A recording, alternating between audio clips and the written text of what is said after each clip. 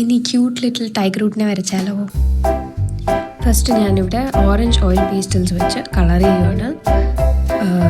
നിങ്ങൾക്ക് എങ്ങനെ വേണമെങ്കിൽ കളർ ചെയ്യാം. ഇത് ഫില്ല് ചെയ്ത് കൊടുക്കണമെന്നില്ല. കൈ വെച്ചോ അല്ലെങ്കിൽ ഒരു ടിഷ്യൂ പേപ്പർ വെച്ചോ അത് നമുക്ക് ഫൈനലി ബ്ലെൻഡ് ചെയ്ത് കൊടുക്കാൻ പറ്റും. അപ്പോൾ സ്പേസസ് ഒക്കെ ഫില്ലാവും. ഇപ്പോൾ ഞാനിവിടെ ക്രയോൺസ് വെച്ച് കളർ ചെയ്തത് പോരെ, കുറച്ചും കൂടെ ഫില്ല് ചെയ്യണമെന്ന് എനിക്ക് തോന്നി. അപ്പോൾ ഞാൻ ഒന്നുകൂടെ ഫില്ല് ചെയ്യാണ്.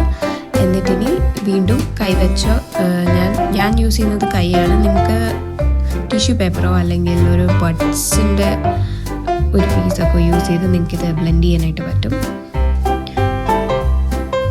എന്ത് രസമാണെന്നറിയോ, ഭയങ്കര സാറ്റിസ്ഫാക്ഷൻ ഇത് യൂസ് ചെയ്യുമ്പോൾ. ഇനി വൈറ്റ് കളർ, അതിൻ്റെ കണ്ണിൻ്റെ ഭാഗത്തൊക്കെ വൈറ്റ് കളർ കൊടുക്കണം.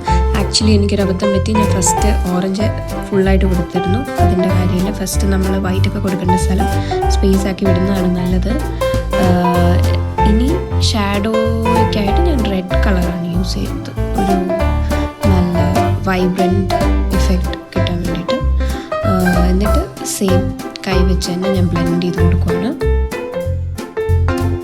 ഇനി അവൻ്റെ കണ്ണിനൊക്കെ ഒരു ഡെഫിനിഷൻ കിട്ടാൻ ബ്ലാക്ക് കളർ വെച്ച് പെയിൻറ്റ് ചെയ്ത് കൊടുക്കുന്നു. പ്രത്യേകം ശ്രദ്ധിക്കേണ്ട കാര്യം, ഇത് നോർമൽ ക്രയോൺസ് അല്ല, ഇത് ഓയിൽ പേസ്റ്റൽസ് ആണ്. അതുകൊണ്ടാണ് എനിക്ക് ബ്ലെൻഡ് ചെയ്യാൻ പറ്റുന്നത്. സാധാരണ ക്രയോൺസ് ഉപയോഗിച്ചാൽ ഇത് പറ്റില്ല. ഇനി ബാക്ക്ഗ്രൗണ്ടിന് ബ്ലൂ കളർ കൊടുക്കുകയാണ്. ഇതാണ് ഫൈനൽ ഔട്ട്പുട്ട്. Thank you.